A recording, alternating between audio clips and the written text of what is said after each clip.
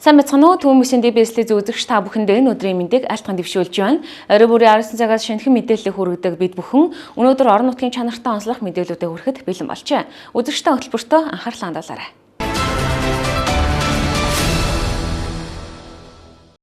Эхний мэдээлэл үзүүлэх гэж байна.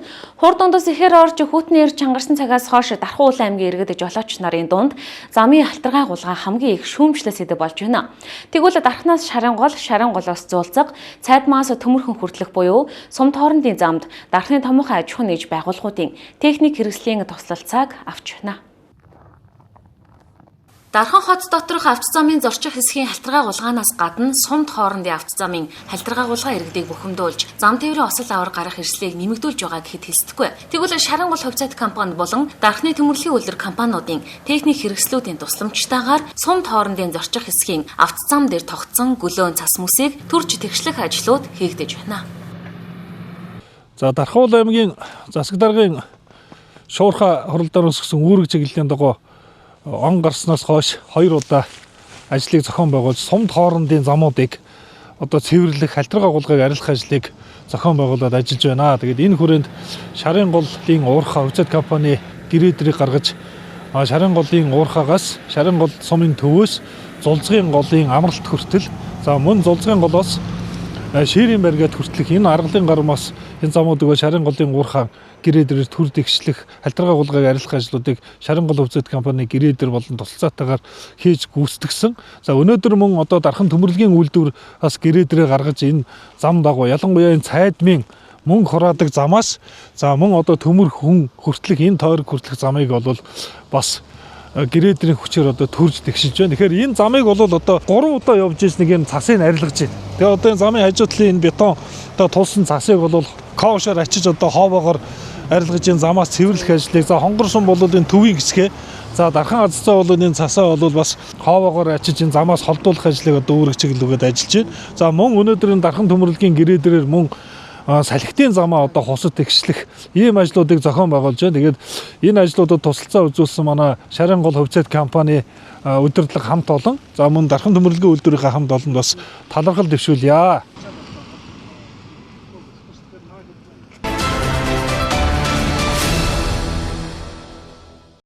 Дараагийн мэдээлэл үзүүлье.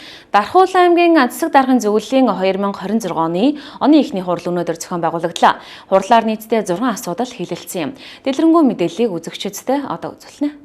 Даалгавар өгсөн. Энэ даалгаврын төслийн нийт талбай бол Дархан аймгийн засаг даргын зөвлөлийн энэ удаагийн ээлжид хурлаар аймгийн засаг даргын 2025-аас 2028 оны үйл ажиллагааны хөтөлбөр, аймгийг 2025 онд хөгжүүлэх жилийн төлөвлөгөөний хэрэгжүүлэлтэнд хийсэн хянах шинжилгээний танилцуулга, 2025 оны газрын нийгмэл сангийн үндсэн ангиллалд орсон өөрчлөлтийн тайлан, 2026 онд Монгол улсын иргэнд гэр бүлийн хэрэгцээний зориулалтаар өмчлүүлэх газрын хэмжээ байршлыг дэмжих тухай. Мөн Дархан сумын 1, 3, 5, 6, 7, 8, 9, 14, 15 дахь багийн дахин төлөвлөлтийн хэсэгчилсэн ерхий төлөвлөгөөг батлах тухай, 2025 онд ойгоос бэлтгэсэн модны гүйцэтгэл, 2026 онд ойгоос бэлтгэх модны дээд хязгаарыг батлах, ан амьтны нөөц ашигласны төлбөрийн хувь хэмжээ тогтоох тухай зэрэг нийтдээ 6 асуудлыг хэлэлцсэн юм а. Зөвлөлийн хурлыг аймгийн засаг даргын орлогч Жавхлан өдөрдөн явуулж, гишүүд хэлэлцсэн асуудалтай холбоотой асуулт саналуудаа илэрхийлж байлаа. Бид Дархан дахин төлөвлөлтийн газраас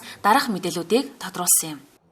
Одоо яг 1-р баг, 3-р баг, 5-р баг, 6-р баг, 7-р баг, 8-р баг, 9-р баг, 14-р баг, 15-р баг гэсэн байршлууд дээр нийтдээ 280 орчим гаталбайт дахин төлөвлөлтийн 4 хэлбэрийг хэрэгжүүлэх хэрэгтэй. Шийдвэр гаргаж ирж байна. Энэ жилийн хувьд Дархан сумын 4-р баг болон 5-р багийн нутаг дэвсгэр дээр дахин төлөвлөлтийг хэрэгжүүлэх шийдвэрийн хүрээнд 2 компани төсөөнгөө шалгаруулсан шалгараад ажиллаа эхлээд явж байгаа юм. 4-р багийн хувьд төмөр замын хувь нийлүүлсэн байгууллага маань нийтдээ 120 орчим айлын орон сууц барихаар төлөвлөн ажиллаж байна.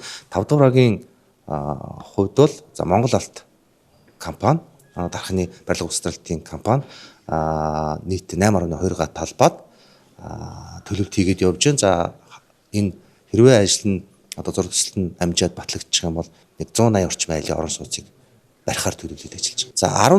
14-р баг дээр та бидний нэрэл заншнаар комфорт зочдлуудын одоо замын эсрэг талд хот төлөвлөлтийн шаардлагыг хангахгүй барилга боломжийг дахин төлөвлөн барилгажуулах гэсэн хэлбэрээр одоо төлөвлөлтийн ажил одоо сая хийгдээд дууслаа. Одоо хавраас дээрх байршлуудад одоо төс сонгон шалралт зарлах уу эсвэл өөр хэлбэрээр одоо дахин төлөвлөлт хэрэгжүүлэх үү гэдэг шийдвэр үе шаттай гаргаж байгаа. Үндсэндээ бол үндсэн тосгоны хэсэг нийтдээ 8.2 га талбай дээр ашиглалтын шаардлага хангахгүй барилга боломжийг дахин төлөвлөн барилгажуулах одоо энэ хэлбэрээр төсөл хэрэгжиж явж байна. За дээрх төсөл 2025 оны 20 дугаар сард Монгол Алт компани хэрэгжүүлэхээр шийдвэр гарсан. За одоо энэ хавраас зөрчлийн ажил нь дуусаад барилга цэцэрлэгтийн ажилдаа орохоор ингээд ажиллаж байгаа. Энэ төсөл бол ерөөсөө эхний ээлж дархан сумын хэмжээнд хийж байгаа ажил. Засаг даргын зөвлөлөө ээлжилт хуурлын төгсгөлд Дархуул аймгийн байгаль орчны газраас ойгоос бэлтгэх модны дээд хязгаар, ан амьтны нөөц ашигласны төлбөрийн хэмжээг тогтоох тухай зэрэг 2 асуудлыг хэлэлцүүллээ. Өнөөдөр аймгийн засаг даргын зөвлөлийн бодлоор байгаль орчны газар сум дундын ангиас 2 асуудлыг танилцууллаа. За нэгдүгээрт нь бол 2026 онд ойгоос бэлтгэх модны дээд хязгаарын асуудал. За хоёрдугаарт нь бол энэ ан амьтны төлбөрийн хувь хэмжээ тогтоох тухай гэсэн энэ 2 асуудлыг хэлцүүлж дэмжүүллээ. 2026 оны хувьд бол ойгоос бид бүхэн бэлтгэх модны хувьд за хэрэглээгээр хус 300 м3. За хэрэглээ гэдэг нь болохоор мужааны хэрэгцээ буюу одоо тавилга хийх, за барилгын шал бусад энэ зүйлүүд бол ашиглагдах ийм бүтээгдэхүүнийг бэлтгэдэг. Тэгэхээр зөвхөн бол хусан дээр 300 м3 бол байна гэсэн үг. За нас 500 м3, улаангаар 950 м3, за хус 1550 м3. За ингээд нийтдээ бол 1420 га талбайгаас 330 м3 бол мод бэлтгэх ийм бол асуудлыг танилцуулж байгаа. Энэ дандуурагийн төслийн нийт талбай бол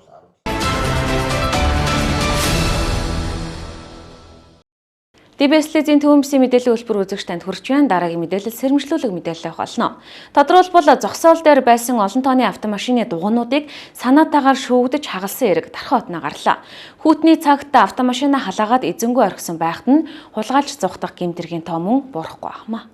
За тэгэхээр хүүтний улирал ихсэнтэй холбоотойгоор иргэдэн маань нөгөө тээврийн хэрэгслээ халаах зорилготойгоор асаалтаа үлдээж байгаагаас болж тухайн тээврийн хэрэгсэл хулгайд алдагдах, за хууль бусаар авч явах энэ төрлийн дуудлага мэдээлэлүүд бол он гарсаар бас тасрахгүй байгаад байна.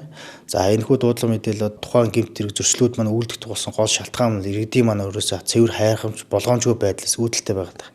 Хэдийгээр цагдаагийн албаагчид маань тухайн хэрэгүүд зөрчлүүдийг за газар дээр шуурхаа ерөн сурвалж олж тогтоож илрүүлж байгаа боловч за иргэд маань өөрсдөө тээврийн хэрэгслээ халаахтаа заавал төгжих болон төрөл мэргэжлийн байгууллагуудаас өгч байгаа энэ заавар зөвлөмжийг дагахгүй байгаа шалтгаантайгаар за тухайн гэмт хэрэг зөрчилд маань өртөж охироод байна. За үүний хажуугаар бас бага насны хүүхдүүд зогсоол дээр байршуулсан тээврийн хэрэгслүүдийн эд ангиудыг буюу дууг хагалж цоолох, за хаалга орчим арьсанд нь сэв зураас үлдээх ийм хайхамж болгоомжгүй байдлаас үүдэлтэй ийм бас иргэдийн өмчин талдах, иргэдийн өмчийг устгаж гинтэх энэ төрлийн дуудлага мэдээлэлд бас бүртгэгдэж байна. За тэгэхээр хичээл сургууль амарцсан байгаа энэ цаг хугацаанд эцэг эхчүүд маань бага насны хүүхдүүдтэй тавих хараа хяналтаа маш сайжруулах хэрэгтэй байна. За өдрийн цагаар болон шөнийн цагаар гудамж талбай олон нийтийн газараар сэлгүүцэх энэ байдал дээр нь бас хяналтаа маш сайн авч байхгүй бол хоорондоо нэг нэгээ дагаж дуурайх, за энэ мэтлэнгээр бусдын эд хөрөнгөд хохирол учруулад байгаа ийм тохиолдлууд бас Дархуул аймгийн цагдаагийн газар бүртгэгдэж байна.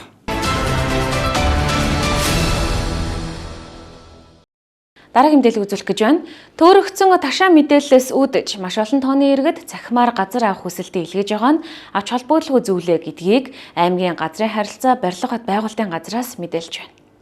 За үзэгч олон нийтийн өсөлтөөр бид та бүхэндээ тодруулга мэдээллийг авахаар Дархуул аймгийн газрын харилцаа барилга хот байгуулалтын газрын дарга Бачуулгантай уулзж байна. Тэгэхээр 2026 оны 1 сарын 1-ээс эхэлж иргэд цахимаар газар авах хүсэлтэд өгж байна.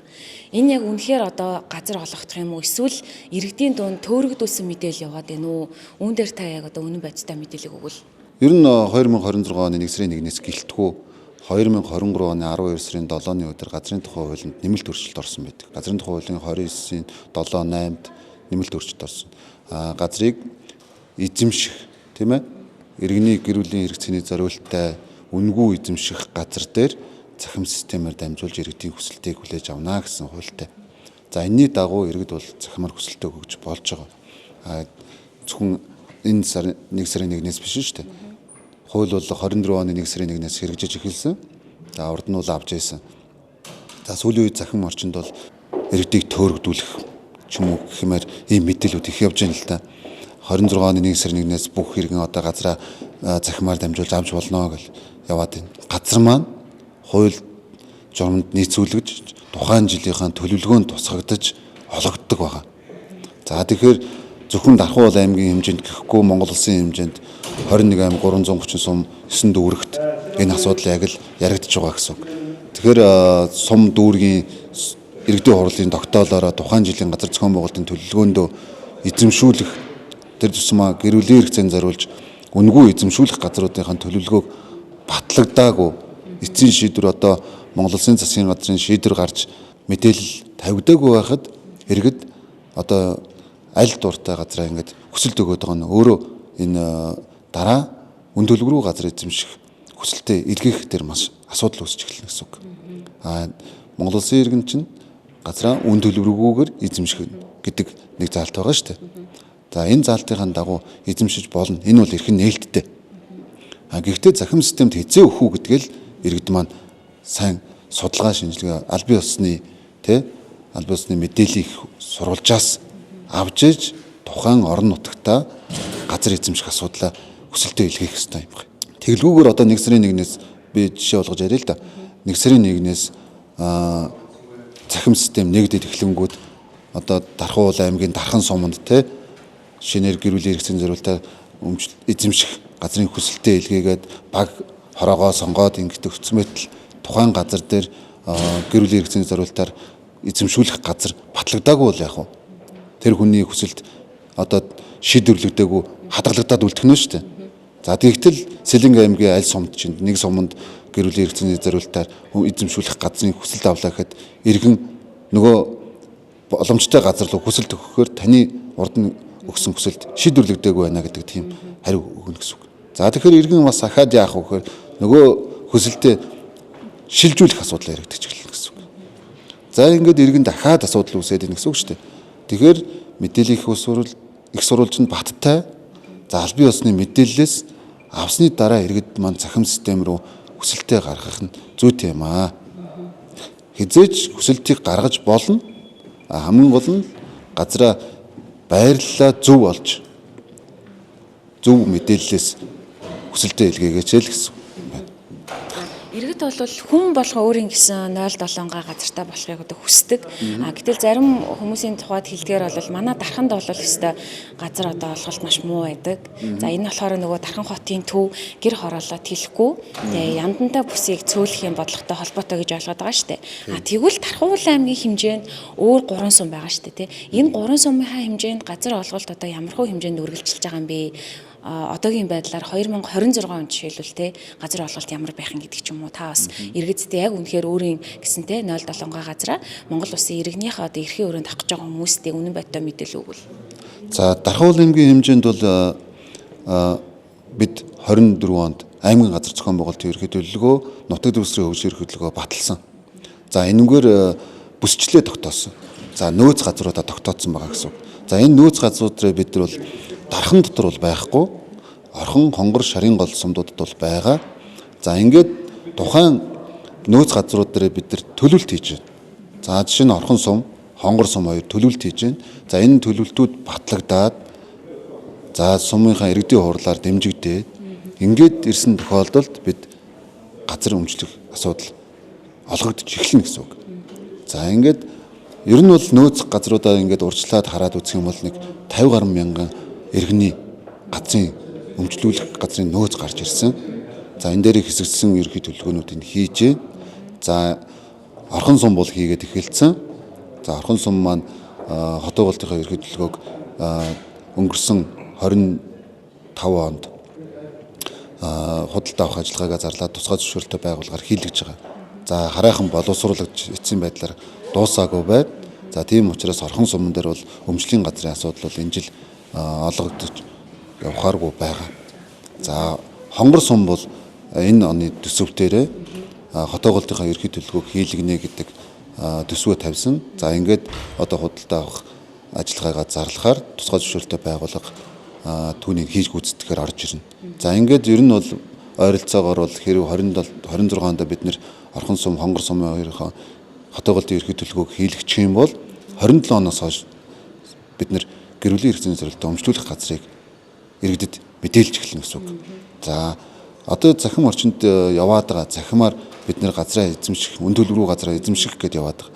Гэтэл газрын тухай хуульд 2023 оны 12 сарын 7-ны өдөр нэмэлт өөрчлөлт орсон болохоос Монгол Улсын иргэнд газар өмчлөх тухай хуулинд бол өөрчлөлт ороогүй. Уламжлалтаараа буюу тухайн шатны засаг дарга болон газрын даамнартаа бичгээр аль бие усар хүсэлтэд өгдөг. Энэ бол хэвээрээ байгаа гэсэн үг. За тэгэхээр иргэдэд дахиад тайлбарлахад гэр бүлийн хэрэгцээний зорилттой үнгүй эзэмших газар дотор юу орд юм бэ гэхээр амийн хашаа байшин орон сууцны зорилттой газар. Орон сууц гэдэг нь болохоор тохилог орон сууц буюу амины орон сууц. Гэр бүлийн хэрэгцээний хамтын хэрэгцээ гэдэг дотор нь бидний нөгөө хамгийн сайн мэддэг цуслагын газар. За тэгээд эзэмшүүлж болохоор хашааны газар. Ийм зорилттой зүйлүүд ордог байгаа. За ингээд энэ зүйлүүд маань орсны эзэмших төлөвлөгөө маань батлагдсан тохиолдолд захим системээс таны хүсэлтийг шийдвэрлэж эхэлнэ гэсэн үг. Захим системд одоо жишээ нь нэг иргэн хүсэлтээ өгсөн байлаа гэхэд тэр тухайн баг суман дээр газар нь төлөвлөгдөөд батлагдаад ирэхээр тэндээс сонголтоо хийж баталгаажуулж авна л гэсэн үг. Тэгээгүй одоо батлагдаж одоо хаана газар олох нь тодорхойгүй байхад иргэд захим системээр маш их хөргөл өгч байна. За тэр хүсэлтүүд маш их хүсэлтүүд шийдвэрлэгдэхгүй хүлээлтийн байдалд орно. Захим системд шийдвэрлэгдэл тэр хадгалагдаад байж гэнэ гэсэн үг. Тэгэхээр дараагийн удаа тэр хүндээ сохирол үүсэх магадaltaй юм байна шүү дээ. Ер нь бол ахиж ажил үүснэ гэсэн үг байхгүй юу? Ахиж нэмэлтээр одоо тухайн иргэн одоо жишээ нь Дархан суманд газар өссөн байтал Дархан суманд шинээр эзэмшүүлэх газар байхгүй. Жишээ нь одоо Хонгор сум руу тийм хүсэлт ороод батлагдаад ирлээ гэхэд тийшээ өгөхийн тулд ахаал захим системээр нөгөө иргэн чинь ахиж ороод байрлаа шилжүүлэх нөгөө баг хороо сум дүүргээс ахиж сонгох тийм асуудал гарч байна. Тэгээд ирэхэд нөгөө би төрүүлэл манайхан ч нэг ингэж байгаа шүү дээ. Би юунээсээ өрсөж нэг ингэж аль төрүүлж өгсөн л одоо эренблэгдчихнэ гэж бодоод ингэж яваад байдаг. Гэтэл яг одоо тэр төлөвлөгөөг батлах гад хүлээгээд ингэж сууж исэн хүн яг тэр оновчтой байршил руугаа хүсэлтээ илгээчих юм бол танаас урд нь орчин гэсэн үг шүү дээ. Яагаад гэвэл та байрлаа шилжүүлээд ингээд буцаад орж ирэх. Жишээ нь иймэрхүү нэг цаг хугацааны хувьд алдагдалт ороод иргэд авах ёстой байсан газраа авч чадахгүй ингээд бас өөрөөс болоод ингээд эрсдэл үүсчих магадлал өндөр. Тэгэхээр одоо яг энэ 1 сарын 1-ээс эхлээд ташаа төөрөгдүүлсэн мэдээлэлээс болоод одоо захимаар одоо хүсэлтээ өгсөн байгаа хүмүүс нь буцаах ч юм уу те тэр хүсэлтээ эргүүлж татаж авах ч юм уу цуцлах тийм боломж байдаг юм уу? Одоо хүмүүс бас нөгөө төөрөгдсөн мэдээлэлээсээ болоод одоо ойлгож байгаа бол яах ёстой вэ? За энэ асуудал дээр манай геодез зураг зүйн ерөнхий газар гэж байгаа. За одоо яг программыг хөгжүүлэлтийн ажил тэнд хийгдэг. Бид нэр хөгжүүлэгдсэн програм дээр одоо гүйцэтгэх ажил хийдэг ийм байгууллагууд. За энэ дээр одоо яг тэгнэ гэсэн бол мэдээлэл одоохондоо байхгүй байна. За хэрэг одоо иргэд өөрийнхөө хүсэлтийг цуцлахаар болвол яах вэ гэдэг нь бас хууль журам дүрмтэй бас батлагдаж гарч ирэх. Түүнийг одоо нөгөө газрын тухай хууль болон газрын өмчлийн тухай хуулийг ингээд дагаж мөрдөх газар эзэмших эрхийн гэрчлэгээ олгох журмууд гэж байдаг. Ийм журмууд дээр бас нэмэлт өөрчлөлт орох болох байх. Энэ өнөөдөр нөгөө болоод байгаа юм шиг боловч энэ нөгөө амьдрал маш их эрэлт хэрэгцээ амьдрал нөгөө баялаг учраас өнөөдрийн бидний урд нь мөрдөгдөжсэн хууль маань одоо нөхцөл байдал дээр бас нийгмийнхаа зайлшгүй хэрэгцээд дагаад өөрчлөх өөр аргагүй болж эхэлж байгаа ийм бас нөхцлүүд байгаа.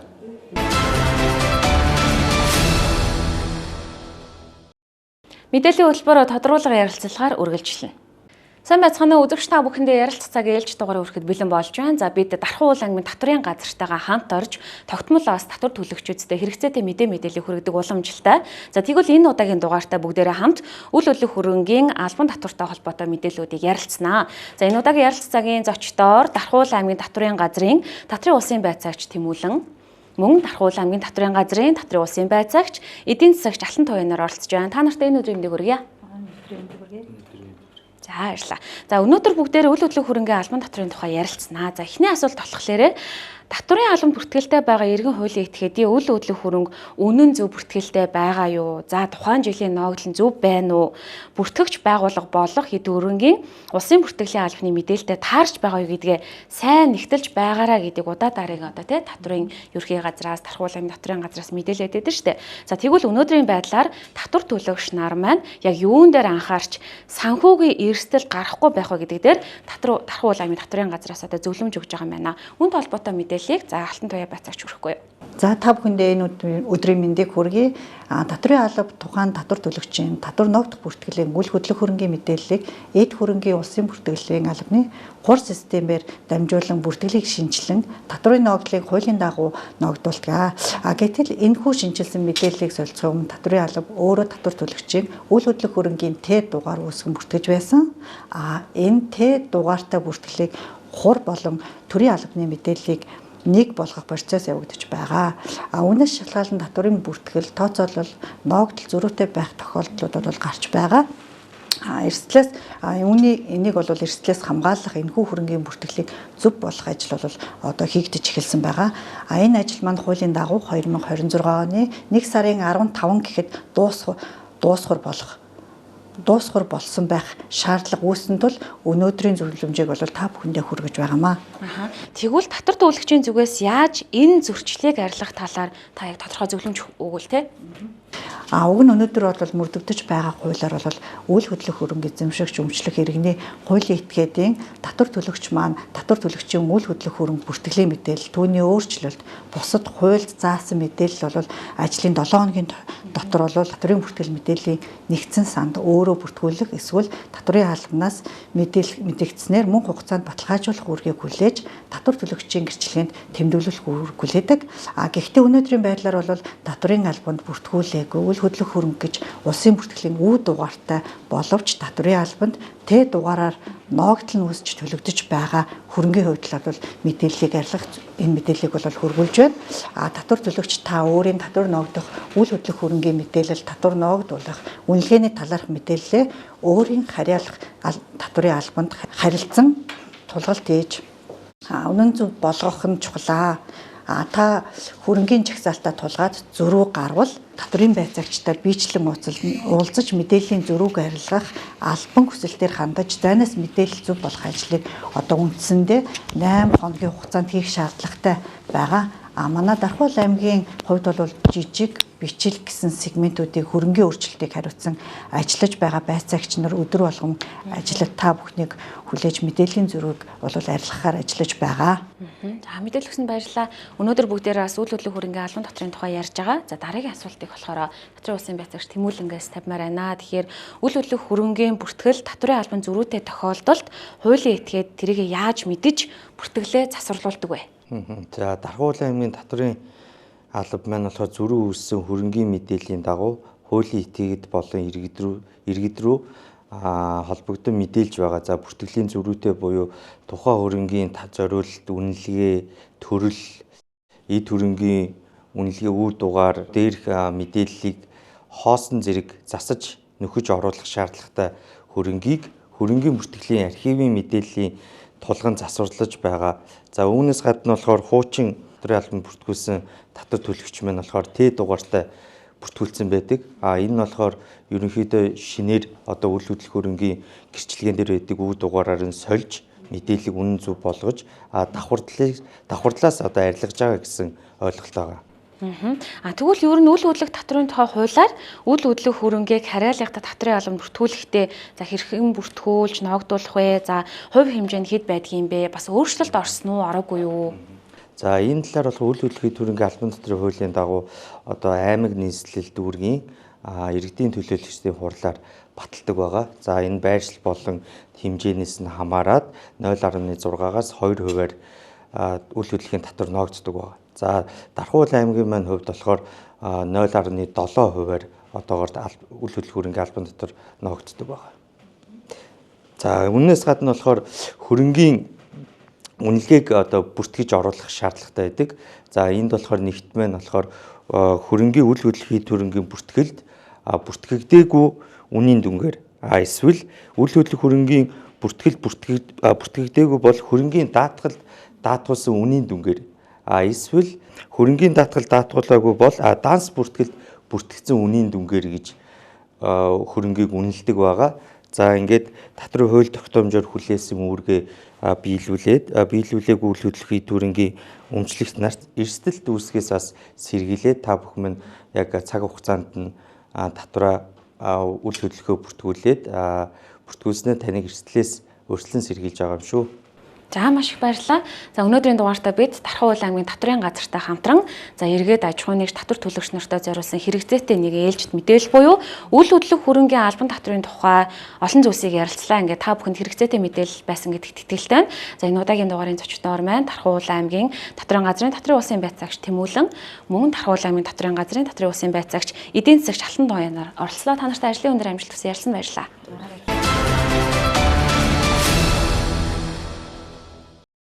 Үзэгчтэй бүхэндээ бид орон нутгийн чанартай болон тодруулгын ярилцлагуудын хэсэгт хүргэлээ. Харин одоо хөтөлбөрийн уламжлалын дагуу Дархан улс Сэлэнг төв аймагуудын цаг агарын урьдчилсан мэдээлэлээ хүлээн авч үзээрэй.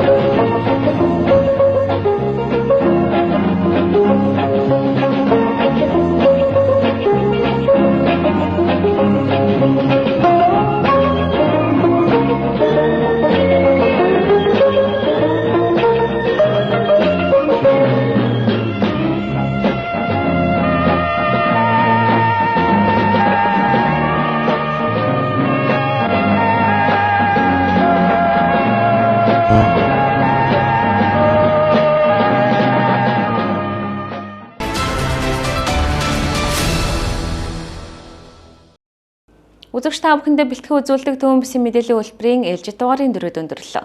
Хөтөлбөрийг сонгон хүлээн авсан эрхэм үзэгчдэд баярлалаа. Маргаашийн цагта эрг уулзцгаая.